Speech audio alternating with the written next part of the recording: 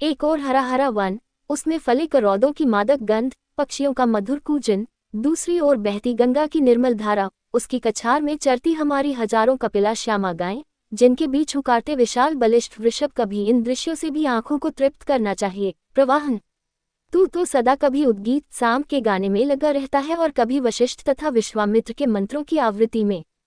लोपा, तेरी आंखें वह दृश्य देखती है और मैं आंखों को देखकर तृप्त हो जाता हूँ। हिमम, तू बात बनाने में भी चतुर है, यद्यपि जिस वक्त तुझे उन पुराने गानों को श्वान स्वर में अपने सहपाठियों के साथ दोहराते देखती हूँ तो समझती हूँ कि मेरा प्रवाहन जिंदगी भर स्तनपाई बच्चा ही रहेगा। सचमुच प्रवाहन के बारे में तेरी यही सम्मति है? लोपा, सम्मति कुछ भी हो, किंतु उसके साथ एक पक्की सम्मति है कि प्रवाहन सदा के लिए मेरा है। इसी आशा और विश्वास से, लोपा, मुझे श्रम और विद्या अर्जन करने में शक्ति मिलती है। मैं अपने मन पर जबरदस्त संयम करने में अभ्यस्त हूँ, नहीं तो कितनी ही बार मेरा मन इन पुरानी गाथाओं, पुराने मंत्रों और पुराने उद्गीतों को रटने से भाग निकलना चाहता है।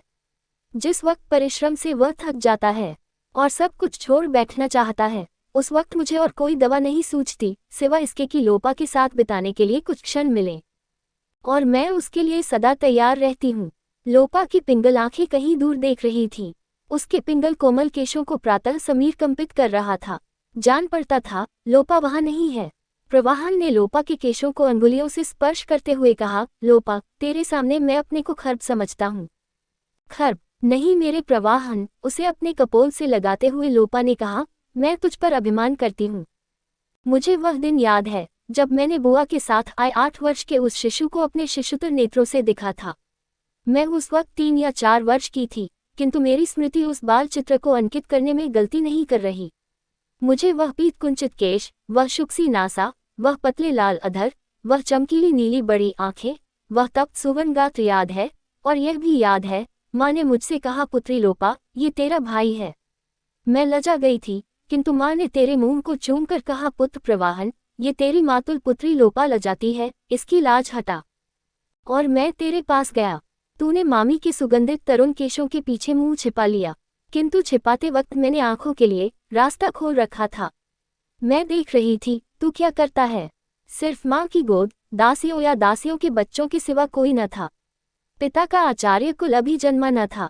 मैं इस घर में अपने को अकेली समझती थी, इसलिए तुझे देखकर मुझे मन ही मन आनंद हुआ खेलने के लिए, और तभी तू मुझसे छिप गई थी। मैंने तेरे नंगे श्वेत शरीर और गोल गोल चेहरे को देखा। मेरे शिशु नेत्रों को वह अच्छा मालूम हुआ। मैंने पास जाकर तेरे कंधे पर हाथ रखा। तुझे ख्याल है माँ और मामी ने क्या किया? दोनों मुस्कुराए और बोली, ब्रह्मा हमारी साध पूरी करे। मुझे उस वक्त साध का अर्थ नहीं मालूम हुआ। मुझे याद नहीं प्रवाहन। मेरे लिए इतना ही बहुत है कि मैंने तेरे कोमल हाथ का स्पर्श अपने कंधे पर अनुभव किया, और तू संकोच के मारे गोल मटोल हो गई।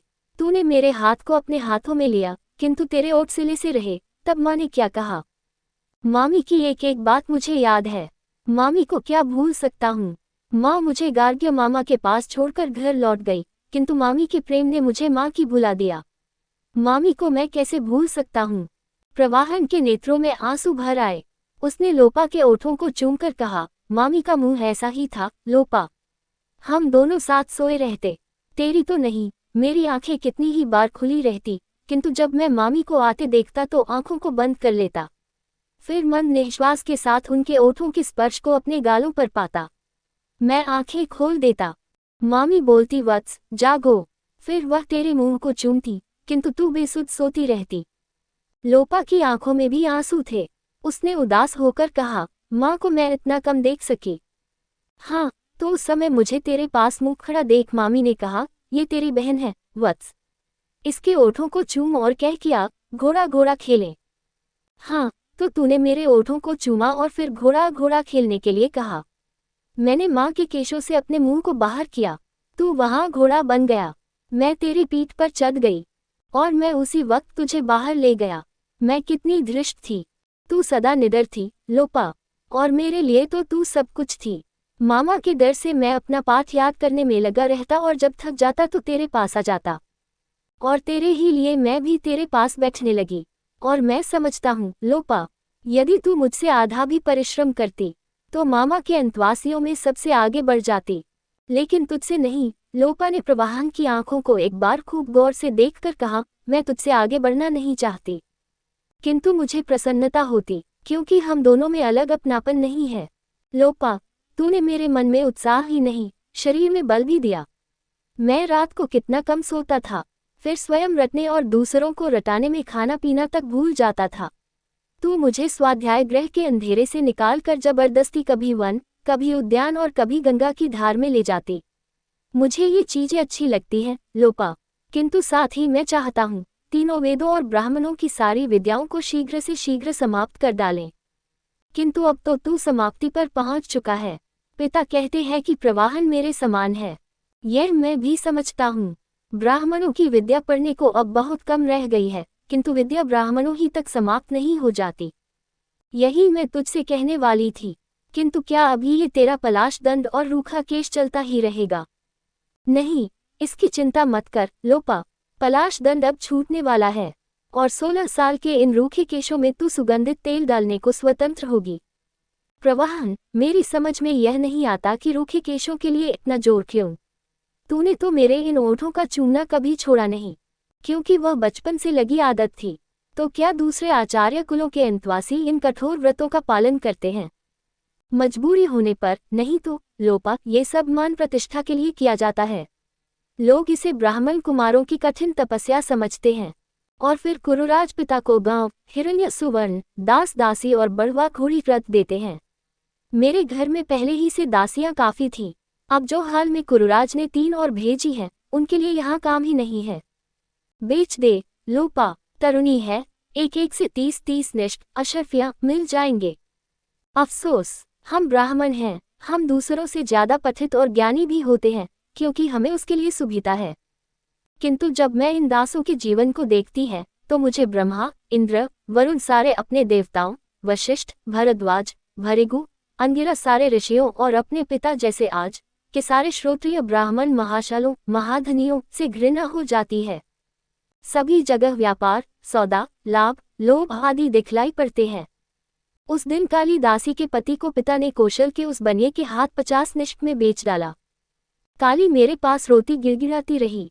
मैंने पिता से बहुत कहा, किंतु उन्होंने कहा, सारे दासों को घर में रख छोड़ने से जगह नहीं रहेगी और यदि रख ही छोड़ा जाए तो वह धन काहे का। विदाई के दिन की पहली रात दोनों कितना रोते रहे, और उनकी वह छोटी 2 वर्ष की बच्ची जिसका चेहरा, सभी कहते हैं, पिता से मिलता है, सवेरे के वक्त उठकर कितना चिल्ला रही थी। लेकिन काली का पति बेच दिया गया, जैसे वह आदमी नहीं पशु था। ब्रह्मा ने गोया उसे और उसकी सैकड़ों पीढ़ियों को इसीलिए बनाया है। यह मैं नहीं मान सकती प्रवाहन। तेरे जितना मैंने तीनों वेदों को याद नहीं किया है, किंतु उनको समझते हुए सुना है। वहां सिर्फ आंखों को न दिखलाई देने वाली वस्तुओं, लोकों और शक्तियों का प्रलोभन या भय मात्र दिखलाया गया है। प्रवाहन ने लोपा के आरक्त कपोलों को अपनी आंखों में लगाकर कहा, हमारा प्रेम मतभेद रखने ही के लिए हुआ है, और मतभेद हमारे प्रेम को और पुष्ट करता है। ठीक कहा लोपा, यदि इन्हीं बातों को कोई दूसरा कहता तो मैं कितना गर्म हो जाता, किंतु यहाँ जब तेरे इन अधरों से अपने सारे देवताओं, ऋषियों, आचार्यों के ऊपर प्रखर वाण छोड़े जाते देखता हूँ, तो बार बार इन्हें चूमने की इच्छा होती है। क्यों? क्योंकि हमारे अपने भीतर भी 2 तरह के विचारों के द्वंद्व अक्सर चलते रहते हैं, और हम उनके प्रति सहिष्णुता रखते हैं, इसीलिए कि वह हमारे अभिन्न अंग हैं। तू भी मेरा अभिन्न अंग है लोपा। 2, तूने शिवी के इन दुशालों को कभी नहीं उड़ा और काशी के चंदन तथा सागर के मोतियों से अपने को कभी नहीं विभूषित किया। प्रिय, इनसे इतनी उदासीनता क्यों? क्या मैं इनमें ज्यादा सुंदर लगूंगी? मेरे लिए तू सदा सुंदर है। फिर इन बोझों को लाद कर शरीर को सांसक देने से लाभ क्या? सच कहती हूँ प्रिय, मुझे बड़ा बुरा लगता है जब तू उस भारी बोझ को अपने सर पर मुकुट के नाम से उठाता है। किंतु दूसरी स्त्रियां तो वस्त्र आभूषण के लिए मार करती हैं। मैं वैसी स्त्री नहीं हूँ। तू पंचाल राज के हृदय पर शासन करने वाली स्त्री है। प्रवाहन की स्त्री हूँ, पंचालों की रानी। हाँ प्रिय, हमने कब इस दिन की कल्पना की थी? मामा ने हमसे बिल्कुल छिपा रखा था कि मैं पंचाल राज का पुत्र हूँ। उस वक्त पिता और क्या करते? पंचाल राज की सैकड़ों रानियों में एक मेरी बुआ भी थी, और पंचाल राज के 10 पुत्र तुझसे बड़े थे, इसलिए कौन आशा रख सकता था कि तू एक दिन पंचालों के राज सिंहासन का अधिकारी होगा? अच्छा, किंतु तुझे ये राजभवन क्यों नहीं पसंद आता लोपा? क्योंकि मैं गार्ग्य ब्राह्मण महाशाल के प्रासाद से ही तंग आ गई थी। हमारे लिए वह प्रासाद था, किंतु वहां के दास दासियों के लिए। और वह राजप्रासाद तो उस महाशाल के प्रासाद से 1000 गुना बढ़ चढ़कर है। यहाँ मुझे और तुझे छोड़कर सारे दास दासी हैं। 2 अदासों के कारण दासों से भरा ये भवन अदास भवन नहीं हो सकता। किंतु मुझे आश्चर्य होता है, प्रवाहन, तेरा हृदय कितना कठोर है। तभी तो वह कठोर वाग्वानों को सह सकता है। नहीं, मानव को ऐसा नहीं होना चाहिए। मैंने मानव बनने की नहीं, योग्य बनने की कोशिश की, प्रिय। यद्यपि उस योग्यता अर्जन के समय मुझे कभी यह ख्याल न आया था कि एक दिन मुझे इस राजभवन में आना होगा। तू पछताता तो नहीं, प्रवाहन, मेरे साथ प्रेम करके? मैंने तेरे प्रेम को मात्र क्षीर की तरह प्रयास पाया और वह अपनेपन का अंग बन गया। मैं संसारी पुरुष है, लोपा, किंतु मैं तेरे प्रेम के मूल्य को समझता हूँ। मन का प्रवाह सदा एक सा नहीं रहता। जब कभी मन में अवसाद आता है तो मेरे लिए जीवन दुर्भर हो जाता है। उस वक्त तेरा प्रेम और सुविचार मुझे हस्तावलंब देते हैं, किंतु मैं जितना अवलंब देना चाहती हूँ उतना नहीं दे सकती, प्रवाहन। इसका मुझे अफसोस है, क्योंकि मैं राज्य करने के लिए पैदा किया गया हूँ। लेकिन कभी तू महाब्राह्मण बनने की धुन में था। उस वक्त मुझे पता न था कि मैं पंचालपुर, कन्नौज के राजभवन का अधिकारी हूँ। किंतु राजकाज से बाहर जो तू हाथ डाल रहा है, इसकी क्या आवश्यकता? अर्थात ब्रह्मा से आगे ब्रह्म तक की उड़ान। किंतु लोपा, ये राजकाज से अलग चीज नहीं है। राज्य को अवलंब देने ही के लिए ये हमारे पूर्वज राजाओं ने वशिष्ठ और विश्वामित्र को उतना सम्मानित किया था। वह ऋषि इंद्र, अग्नि और वरुण के नाम पर लोगों को राजा की आज्ञा मानने के लिए प्रेरित करते थे। उस समय के राजा जनता में विश्वास संपादन के लिए इन देवताओं के नाम पर बड़े बड़े खर्चीले यज्ञ करते थे। आज भी हमें यज्ञ करते हैं और ब्राह्मणों को दान दक्षिणा देते हैं। यह इसलिए कि जनता देवताओं की दिव्य शक्ति पर विश्वास करे और यह भी समझे कि हम जो ये गंधशाली का भात, गोवत्स का मधुरमास सूप, सूक्ष्म वस्त्र और मणि मुक्ता में आभूषण का उपयोग करते हैं, वह सब देवताओं की कृपा है। तो ये पुराने देवता काफी थे, अब इस नए ब्रह्म की क्या आवश्यकता थी? पीढ़ियों से किसी ने इंद्र, वरुण, ब्रह्मा को नहीं देखा। अब कितनों के मन में संदेह होने लगा है, तो ब्रह्म में क्या संदेह न होगा? ब्रह्म का स्वरूप मैंने ऐसा बतलाया है कि कोई उसके देखने की मांग नहीं पेश करेगा। जो आकाश की भांति देखने सुनने का विषय नहीं, जो यहाँ वहाँ सर्वत्र है, उसके देखने का सवाल कैसे उठ सकता है? सवाल तो उस साकार देवता के बारे में उठता था। तू जो आकाश आकाश कहकर साधारण नहीं बल्कि उद्दालक, आरुणि जैसे ब्राह्मणों को भी भरमा रहा है, क्या वह प्रजा को भ्रम में रखने ही के लिए? लोपा, तू मुझे जानती है, तुझसे मैं क्या छिपा सकता हूँ? इस राजभोग को हाथ में रखने के लिए यह जरूरी है कि संदेह पैदा करने वालों की बुद्धि को कुंठित कर दिया जाए, क्योंकि हमारे वास्ते आज सबसे भयंकर शत्रु हैं देवताओं और उनकी यज्ञ पूजा के प्रति संदेह पैदा करने वाले। किंतु तू ब्रह्म की सत्ता और उसके दर्शन की बात भी तो करता है। सत्ता है तो दर्शन भी होना चाहिए। हाँ, इंद्रियों से नहीं, क्योंकि इंद्रियों से दर्शन होने की बात कहने पर संदेहवादी फिर उसे दिखलाने के लिए कहेंगे। इसलिए मैं कहता हूँ कि उनके दर्शन के लिए दूसरी ही सूक्ष्म इंद्रिय है, और उस इंद्रिय को पैदा करने के लिए मैं ऐसे ऐसे साधन बतलाता हूँ कि लोग 56 पीढ़ी तक भटकते रहे और विश्वास भी न खो सके। मैंने पुरोहितों के स्थूल हथियार को बेकार समझकर इस सूक्ष्म हथियार को निकाला है। तूने शबरों के पास पत्थर और तांबे के हथियार देखे हैं, लोपा? हाँ, जब मैं तेरे साथ दक्षिण के जंगल में गई थी। हाँ, यमुना के उस पार। शबरों के वह पत्थर और तांबे के हथियार क्या हमारे कृष्ण लौह असली लोहे के इन हथियारों का मुकाबला कर सकते हैं? नहीं। इसी तरह वशिष्ठ और विश्वामित्र के ये पुराने देवता और यज्ञ शबरों जितनी बुद्धि रखने वालों को ही संतुष्ट कर सकते हैं, और समझ रखने वाले इन संदेहवादियों की तीक्ष्ण बुद्धि के सामने वह व्यर्थ हैं। उनके सामने तो ये मेरा ब्रह्म भी कुछ नहीं है।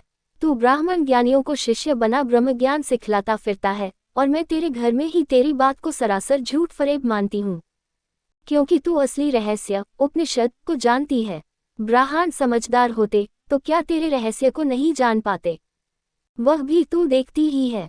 कोई ब्राह्मण रहस्य की परख कर सकते हैं, किंतु वह मेरे इस रहस्य उपनिषद हथियार को अपने लिए बहुत उपयोगी समझते हैं। उनकी पुरोहिती गुरुआय पर लोगों को अविश्वास हो चला था, जिसको परिणाम होता उस दक्षिणा से वंचित होना, जिससे उन्हें चढ़ने को बढ़वा रथ, खाने को उत्तम आहार, रहने को सुंदर प्रासाद और भोगने को सुंदर दासियां मिलती हैं। ये तो व्यापार हुआ, व्यापार, और ऐसा व्यापार जिसमें हानि का भय नहीं। इसलिए उद्दालक जैसे समझदार ब्राह्मण मेरे पास हाथ में समिधा लेकर शिष्य बनने आते हैं, और मैं ब्राह्मणों के प्रति गौरव प्रदर्शित करते हुए उपनयन किए बिना विधिवत गुरु बने बिना उन्हें ब्रह्म ज्ञान प्रदान करता हूँ। ये बहुत निकृष्ट भावना है, प्रवाहन। मानता हूँ, किंतु हमारे उद्देश्य के लिए यह सबसे अधिक उपयोगी साधन है। वशिष्ठ और विश्वामित्र की नाव ने 1000 वर्ष भी काम नहीं दिया, किंतु जिस नाव को प्रवाहन तैयार कर रहा है वह 2000 वर्ष आगे तक राजाओं और सामंतों पर धन भोगियों को पार उतारती रहेगी, यज्ञ रूपी नाव को। लोपा। मैंने अदृढ़ समझा, इसीलिए इस दृढ़ नाव को तैयार किया है जिसे ब्राह्मण और क्षत्रिय मिलकर ठीक से इस्तेमाल करते हुए ऐश्वर्य भोगते रहेंगे। किंतु लोपा, इस आकाश या ब्रह्म से भी बढ़कर मेरा दूसरा आविष्कार है। कौन? मरकर फिर इसी दुनिया में लौटना, पुनर्जन्म। ये सबसे भारी जाल है और सबसे कार्यकारी भी। जिस परिमाण में हम सामंतों, ब्राह्मणों और बनियों के पास अपार भोग राशि एकत्रित होती गई है, उसी परिमाण में साधारण प्रजा निर्धन होती गई। इन निर्धनों, शिल्पियों, कृषकों और दास दासियों को भड़काने वाले पैदा होने लगे हैं, जो कहते हैं तुम अपनी कमाई दूसरों को देकर कष्ट उठाते हो। वह धोखे में रखने के लिए तुम्हें झूठे ही विश्वास दिलाते हैं कि तुम इस कष्ट, त्याग, दान करने के लिए मरकर स्वर्ग में जाओगे। किसी ने स्वर्ग में मृत जीवों के उन भोगों को देखा नहीं है। इसी का जवाब है, यहाँ संसार में जो नीच ऊंच के भाव छोटी बड़ी जातियों, निर्धन धनिक आदि के भेद पाए जाते हैं, वह सब पहले जन्म के कर्मों ही के कारण। हम इस प्रकार पहले के सुकर्म दुष्कर्म का फल प्रत्यक्ष दिखलाते हैं। ऐसे तो चोर भी अपने चोरी के माल को पूर्वजन्म की कमाई कह सकता है, किंतु उसके लिए हमने पहले ही से देवताओं, ऋषियों और जन विश्वास की सहायता प्राप्त कर ली है, जिसके कारण चोरी के धन को पूर्वजन्म की कमाई नहीं माना जाएगा। इस जन्म में परिश्रम बिना अर्जित धन को हम पहले देवताओं की कृपा से प्राप्त बतलाते थे, किंतु जब देवताओं और उनकी कृपा पर संदेह किया जाने लगा तो हमें कोई दूसरा उपाय सोचना जरूरी था। ब्राह्मणों में ये सोचने की शक्ति नहीं रह गई। पुराने ऋषियों के मंत्रों और वचनों को रटने में ही वह 40-45 की आयु बिता देते हैं। वह दूसरी कोई गंभीर बात कहाँ से सोच निकालेंगे। किंतु तूने भी तो, प्रवाहन, रटने में बहुत सा समय लगाया था।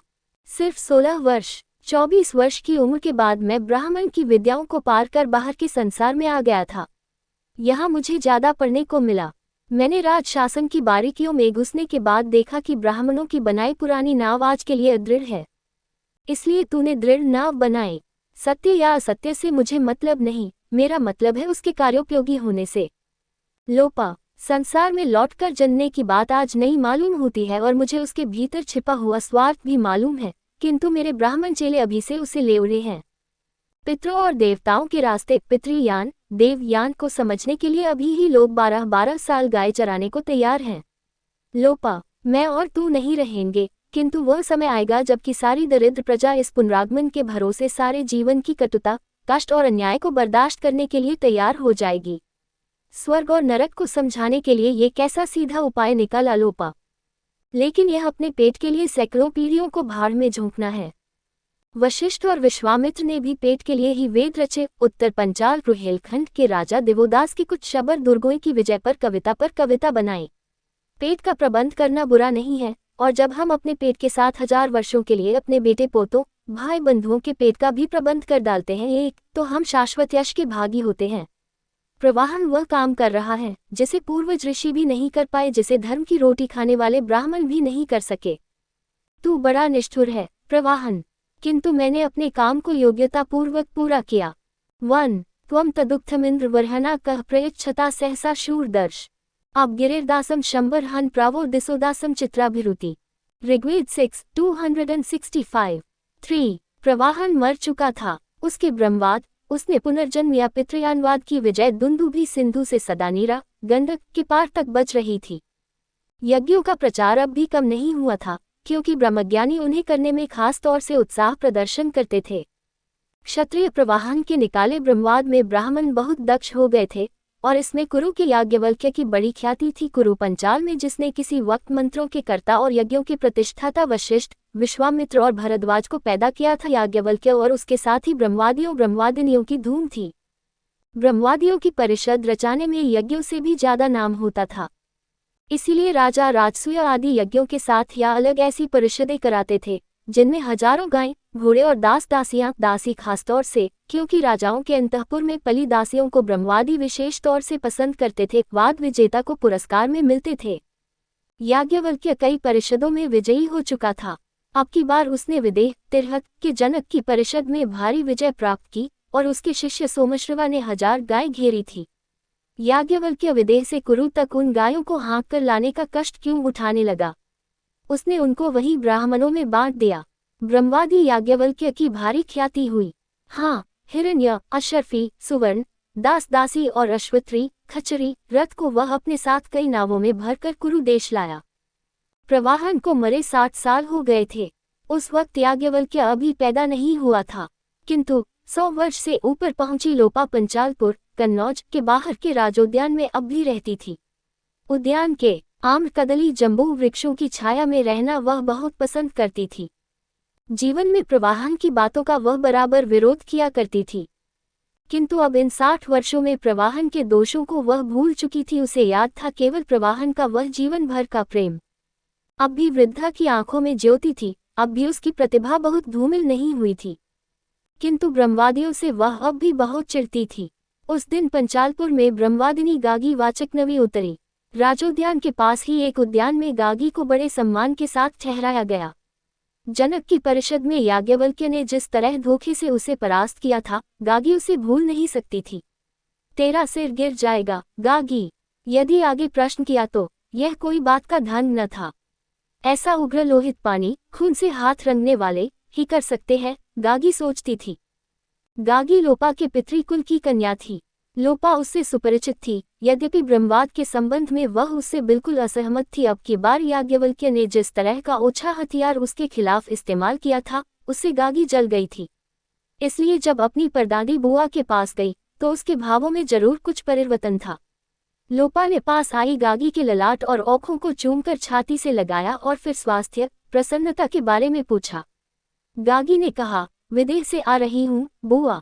मल्ल युद्ध करने गई थी गागी बेटी। हाँ, मल्ल युद्ध ही हुआ बुआ। ये ब्रह्मवादियों की परिषदें मल्ल युद्ध से बढ़कर कुछ नहीं है। मल्लों की भांति ही इनमें प्रतिद्वंद्वी को छल बल से पछाड़ने की नीयत होती है। तो कुरु पंचाल के बहुत से ब्रह्मवादी अखाड़े में उतरे होंगे। कुरु पंचाल तो अब ब्रह्मवादियों का गढ़ हो गया है। मेरे सामने ही इस ब्रह्मवाद की एक छोटी सी चिनगारी सो भी अच्छी नीयत में नहीं मेरे प्रवाहन ने छोड़ी थी, और वह वन की आग बंसारे कुरु पंचाल को जलाकर अब विदेह तक पहुंच रही है। बुआ, तो तेरी बात की सच्चाई को अब मैं कुछ कुछ अनुभव करने लगी हूँ। वस्तुतः ये भोग अर्जन का एक बड़ा रास्ता है। विदेह में याज्ञवल्क्य को लाखों की संपत्ति मिली और दूसरे ब्राह्मणों को भी काफी धन मिला। ये यज्ञ से भी ज्यादा नफे को व्यापार है बेटी। मेरा पति इसे राजाओं और ब्राह्मणों के लिए भोग प्राप्ति की दृढ़ नौक कहा करता था। तो याज्ञवल्क्य जनक की परिषद में विजयी रहा, और तू कुछ बोली या नहीं? बोलना न होता तो इतनी दूर तक गंगा में नाव दौड़ाने की क्या जरूरत थी? नाव में चोर डाकू तो नहीं लगे? नहीं बुआ, व्यापारियों के बड़े बड़े सार्थों कारवां में भट्टों का प्रबंध रहता है। हम ब्रह्मवादी इतने मूर्ख नहीं हैं कि अकेले दुकेले अपने प्राणों को संकट में डालते फिरें। और याज्ञवल्क्य ने सबको परास्त कर दिया। उसे परास्त करना ही न कहना चाहिए। सो क्यों? क्योंकि प्रश्नकर्ता याज्ञवल्क्य का उत्तर सुन चुप रह गए। तू भी, मैं भी, किंतु मुझे उसने वाद से नहीं बकवाद से चुप कर दिया। बकवाद से? हाँ, मैं ब्रह्म के बारे में प्रश्न कर रही थी और याज्ञवल्क्य को इतना घेर लिया था कि उसको निकलने का रास्ता न था। इसी वक्त याज्ञवल्क्य ने ऐसी बात कही जिसकी सुनने की मुझे आशा न थी। क्या बेटी? उसने ये कहकर प्रश्न का उत्तर मांगने से मुझे रोक दिया। तेरा सिर गिर जाएगा गागी यदि आगे प्रश्न किया तो। मुझे आशा न थी बेटी, किंतु मुझे सब आशा हो सकती थी। गागी, याज्ञवल्क्य प्रवाहन का पक्का प्रशिष्य सिद्ध हुआ। प्रवाहन के मिथ्यावाद को इसने पूर्णता को पहुंचाया। अच्छा हुआ गागी जो तूने आगे प्रश्न नहीं किया। तुझे कैसे मालूम हुआ बुआ? इसी से कि मैं अपनी आंखों से तेरे सिर को कंधे पर देख रही हूँ। तो क्या तुझे विश्वास है बुआ? यदि मैं आगे प्रश्न करती तो मेरा सिर गिर जाता। जरूर, किंतु याज्ञवल्क्य के ब्रह्मबल से नहीं, बल्कि वैसे ही जैसे औरों के सिर गिरते देखे जाते हैं। नहीं बुआ, तू बच्ची है गागी। तू जानती है कि यह ब्रह्मवाद सिर्फ मन की उड़ान, मन की कलाबाजी है। नहीं गागी, इसके पीछे राजाओं और ब्राह्मणों का भारी स्वार्थ छिपा हुआ है। जिस क्षण ये ब्रह्मवाद पैदा हुआ था, उस समय इसको जन्मदाता मेरी बगल में सोता था। ये राज सत्ता और ब्राह्मण सत्ता को दृढ़ करने का भारी साधन है, वैसे ही जैसे कृष्ण लोहे का खड्ग, जैसे उम्रलेहित पानी भट्ट। बुआ, मैंने ऐसा नहीं समझा था। बहुत से ऐसा नहीं समझते। मैं नहीं समझती, जनक वैदेह भी इस रहस्य उपनिषद को न समझता होगा, किंतु याज्ञवल्क्य समझता है, वैसे ही जैसे मेरा पति प्रवाहन समझता था। प्रवाहन को किसी देवता, देवलोक, पितृलोक, यज्ञ और ब्रह्मवाद में विश्वास नहीं था। उसे विश्वास था सिर्फ भाग में, और उसने अपने जीवन के एक एक क्षण को उस भाग के लिए अर्पण किया। मरने के दिनों से 3 दिन पहले विश्वामित्र कुलीन पुरोहित की सुवर्णकेशी कन्या उसके रनिवास में आई। बचने की आशा न थी, तो भी वह उस 20 वर्ष की सुंदरी से प्रेम करता रहा। गायों को दान कर विदेहराज की दी हुई सुंदर दासियों को याज्ञवल्क्य अपने साथ लाया है। बुआ, मैंने अभी कहा कि वह प्रवाहन का पक्का चेला है। देखा न उसका ब्रह्मवाद, और यह तो तूने दूर से देखा। यदि नजदीक से देखने का मौका मिलता तो देखती बेटी। तो बुआ, तू सचमुच समझती है कि यदि मैं आगे प्रश्न करती तो मेरा सिर गिर जाता? निस्संदेह, किंतु याज्ञवल्क्य के ब्रह्म तेज से नहीं बेटी। दुनिया में कितनों के सिर चुपचाप गिरा दिए जाते हैं। मेरा सिर चकराता है बुआ, आज, और मेरा सिर तब से चकराता है जब से मैंने होश संभाला। सारा ढोंग, पूरी वंचना, प्रजा की मशक्कत की कमाई को मुफ्त में खाने का तरीका है। ये राजवाद, ब्रह्मवाद, यज्ञवाद, प्रजा को कोई इस जाल से तब तक नहीं बचा सकता जब तक कि वह खुद सचेत न हो, और उसे सचेत होने देना इन स्वार्थियों को पसंद नहीं है। क्या मानव हृदय हमें इस वंचना से घृणा करने की प्रेरणा नहीं देगा? देगा बेटी, और मुझे एकमात्र उसी की आशा है।